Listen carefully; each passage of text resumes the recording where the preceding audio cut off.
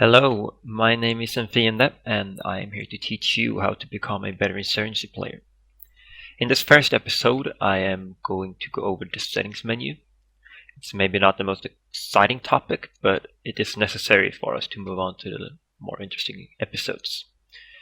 We're not gonna dwell on this, and I will try to get it over quick, so I'll start here with the games menu. Console you want enabled so you can edit typing commands if you'll have to. Gameplay hints, disable that. This one, HQ announcer, you want it enabled so that you can hear when he will tell you when an enemy is on an objective. Bipod doesn't matter.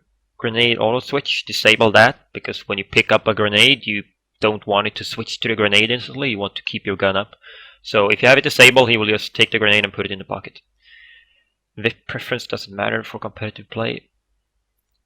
I don't know what this one does. HTML, that's basically just, if you have it disabled, there won't pop up any ads or anything on certain public servers, so disable that one, no need to have it on.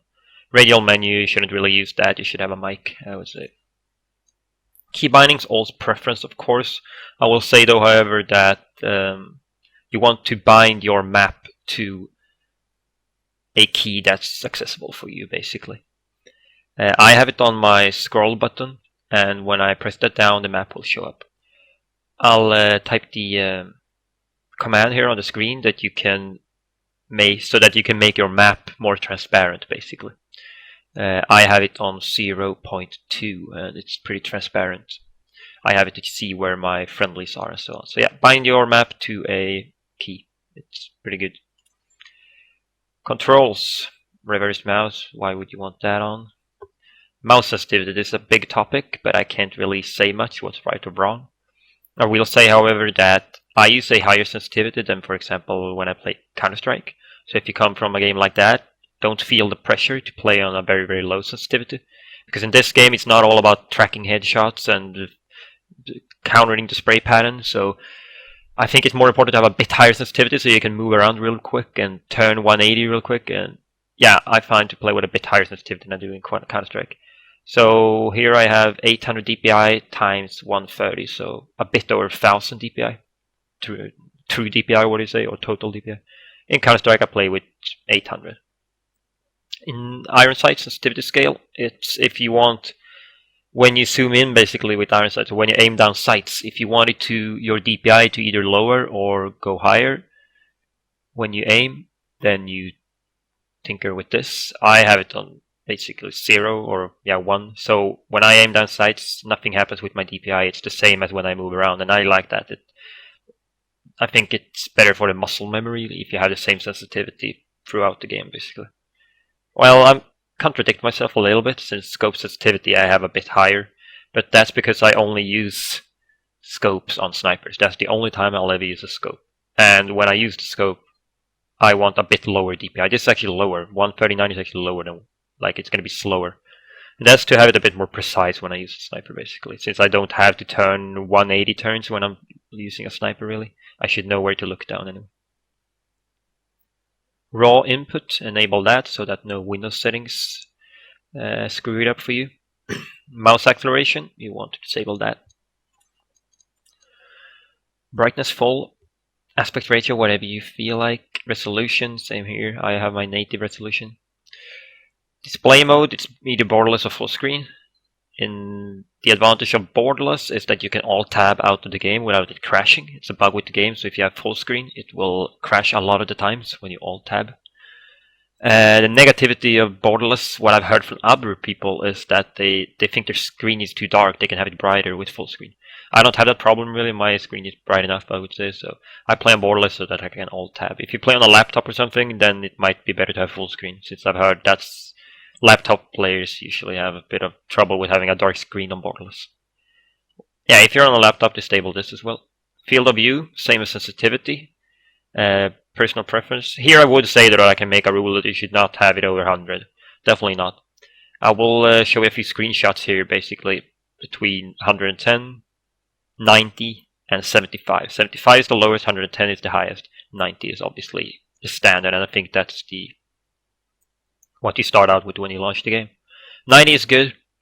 When you get more familiar with the maps and know where to look, I would say try to lower it a bit, like 85, 80 maybe. because you don't need a very wide FOV in this game. You don't need to see the sights that much, especially not when you play competitive. In a 32-man server on push, for example, it might be a bit better to have a higher FOV to be able to see all the people coming through your side, but when you play a 5 versus 5 game mode, you should know where to look anyway. Your teammates should cover your flanks, so a lower field of view will basically, as you can see on the screen, make you see further down. It's basically like a zoom. Scope detail, very high. When you use a sniper, you want the scope detail to be high. Lens effects, soft particles, disable both of them. This should all be on low, or this one can go very low. I don't know why. Very low.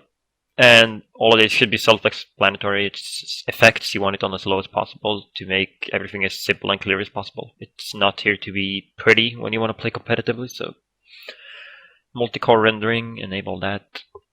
Anti-aliasing, you'll actually want some anti-aliasing because if your system can handle it, enable the anti-aliasing. Because if you have it on 0, I'll show you how it looks now. You can see those jagged edges, I hope. Maybe not with the YouTube quality, but you can check out yourself. There are the jagged edges when I have no anti-aliasing, kind of moves up and down, and it's distracting from what should be moving. So things that shouldn't be moving are basically moving because of jagged edges. So I find that very annoying. I have mine on 4x MSAA. As you can see now, nothing is moving. The edges are sharp and nice. Filtering mode, anisotropic filtering, 16 times. I have it on the highest. It's hard to say what it does really. I think it looks a bit brighter, a bit more. The objects are a bit more, could you say, like 3D? They pop out a bit more. I don't know. I like it. You can play around with yourself. Doesn't really matter. It's not very taxing on your system, so you can use whatever you want. It's not a big thing. FXAA, disable that. Either no anti-aliasing or MSAA, I would say. This just makes it a little bit blurry. Vertical sync, disable unless you have like a G-sync or V-sync. I don't know much about those monitors. I don't have one, so. Motion blur, disable. Page pool memory on high. Last tab. Audio, I am on mine on 100% and then lower it in Windows instead. I don't know, I heard when I started playing, someone said that you should always have your in-game volume on 100%. It would be a more true representation of the game's audio. I don't know if that's total bullshit, but whatever. I have it on 100 master volume. Maybe someone who sees this video can write in comments or message me if it's true that you should have it on higher, if that gives you any advantage of having it on, say, 5% and very high in Windows settings. I don't know. That's a personal preference, all of these, I guess. Speaker, sound quality high, all this. Push to talk in-game, and bind a good key. I have it on one of my mouse keys. When you play in a team or a pugs, you're going to use some application like TeamSpeak or Mumble. You won't use the in-game comps most likely.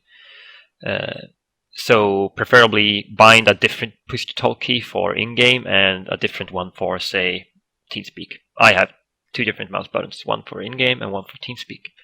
And disable the voice radio filter, since it is fun in the beginning, but it gets a bit annoying after a while. Okay. I think that's pretty much it. We went through all the tabs. Not the most exciting episode, as I said, but more will come, and I think this was a good start. Okay, thank you, and see ya.